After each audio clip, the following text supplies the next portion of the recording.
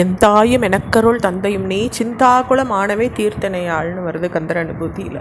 இப்போ நம்ம கந்த புராணத்தில் உற்பத்தி காண்டத்தில் சரவணப்படலத்தை ஆரம்பிச்சிருக்கோம் போன ஆடியோவில். அதாவது சுவாமி அந்த அகிலாண்ட நாயகி கிட்ட நம்ம அருமை புதல்வன் சரவண பொய்கையில் வளர்ந்துட்டுருக்கான், நம்ம போய் அவனை அழிச்சுட்டு வருவோம்னு சொல்கிறார். அப்போது இதை அவர் ரிஷபம் மேலே ஏறிக்கிறார். அப்போ இதை பார்த்த தேவர்கள் நம்முடைய தீவனைகள்லாம் கழிஞ்சுடுத்தோன்னுட்டு ரொம்ப சந்தோஷப்பட்டு சுவாமியை துதிக்கிறாங்க. ஆலோல சுந்தரர் முதலிய எல்லா கணத்தவர்களும் ருத்ர கணங்களும் ரெண்டு பக்கத்துலேயும் நெருங்கி துதிக்கிறாங்க சுவாமியை. திருமால், பிரம்மன், இந்திரன் முதலிய தேவர்கள் பூமாரி பொழிஞ்சு திருவடிகளை வணங்கிண்டு உடை சூழ்ந்து நிற்கிறாங்க. பூதர்கள் நானாவித வாத்தியங்களையும் முழக்கிறாங்க. 4 வேதங்களும் பிரணவமும் பல கலைகளும் அங்கே ஒழிச்சுது. விஞ்ஞர்கள் கீதம் பாடினாங்க, சந்திர சூரியர்கள் வெண்குடை பிடிச்சாங்க, பூத்தர்கள் சாமரம் வீசினாங்க. 100 கோடி கணங்கள் சூழ்ந்துண்டது. ரிஷப கொடிகள் நெருங்கி போச்சு. உமை அம்மையோட ரிஷபம் மேலே ஏறிண்டு சிவபெருமான் கைலையங்கிரியை விட்டு புறப்பட்டு இமயமலை சாரலில் உள்ள சரவண பொய்கை அடையிறார். அம்மையை அப்புறம் ஆறுமுகம் கொண்ட முருகக்கடவுளினுடைய ஆடலின் தன்மையை பார்த்து பார்த்து திருமுகம் மலர்ந்து திருவுளம் கழிக்கிறாங்க. பொய்கை கரையில் நின்றிருந்த அம்மையப்பரை பார்த்து முருகக்கடவுளும் திருமுகம் மலர்ந்து திருவுளம் கழிக்கிறார். சிவபெருமான் உமாதேவியாரை நோக்கி நீ உன் புதல்வனை கொண்டு வருவாயின்னுட்டு பணித்தருளார். பிராட்டியாரும் ரிஷபவாகத்திலிருந்து இறங்கி அகில சராச்சரங்களிடத்திலும் தாய்மை அன்பு பிரவகிக்கிற நீய உள்ளத்தில் பொங்கி எழும் பேரன்போட சரவண பொய்கை அடைகிறான். ஒவ்வொரு குழந்தையாக தூக்கி கொஞ்சம் அளவுக்கு ஆசையை தேக்கி வைக்க முடியாத உமாதேவியார் அந்த குழந்தைகள் 6 அப்படியே அள்ளி எடுத்துக்கிறாங்க. அப்படியே வாரி எடுத்தோன்னே அந்த 6 குழந்தைகளின் உடலும் ஓருடலாக மாறுறது. தலைகள் மட்டும் 6ஆவே நிற்கிறது. உலகையெல்லாம் பேதமுறை செய்து காட்டுற தேவி தான் அவற்றை ஒன்றுபடுத்தி சேர்ந்து வைப்பா அப்படின்ற அந்த தத்துவ விளக்கத்தை அப்போ தேவி இந்த உலகத்தை எடுத்துரைச்சாங்கன்னு சொல்லணும்.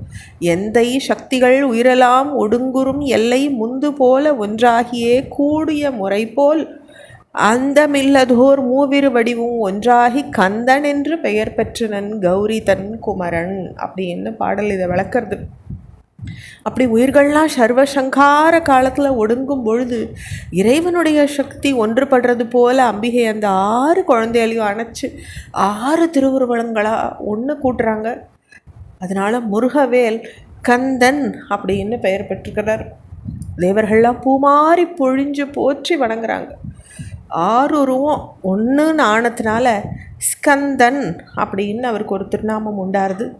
ஈசனின் கண்ணிலிருந்து ஐயன் தோன்றினாலும் அம்பாளினுடைய அணைப்பாக அவர் ஒன்று பெற்றதுனால அவருக்கு தலை சிறந்த நாமமாக இந்த புராணத்தையே நம்ம கந்த புராணம்னு சொல்கிறோம் இல்லையா.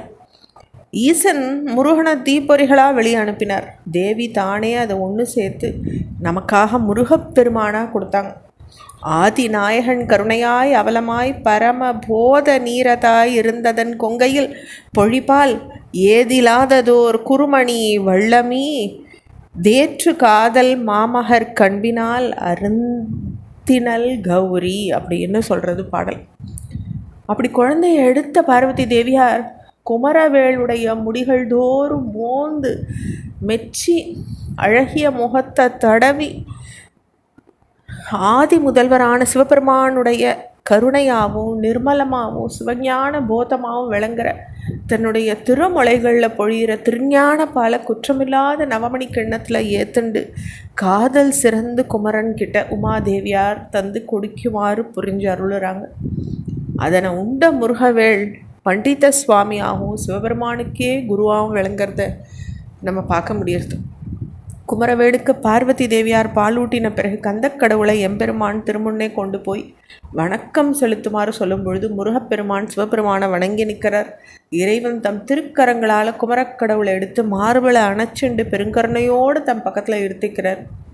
பின்ன பிராட்டியாரும் திருக்கரத்தால் எடுத்து தன்னுடைய இடப்பாகத்தில் இருத்தி அருளிக்கிறாங்க.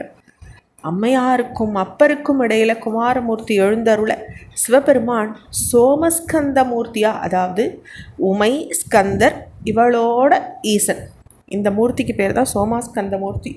நம்ம பழமையான சிவன் கோயில்களில் இந்த மூர்த்தத்தை நம்மளால் பார்க்க முடியும். அந்த மூர்த்தமாக காட்சி அளித்தார் சிவபெருமான். தொடர்ச்சியை அடுத்த பகுதியில் பார்க்கலாம். முருகாச்சரணம்.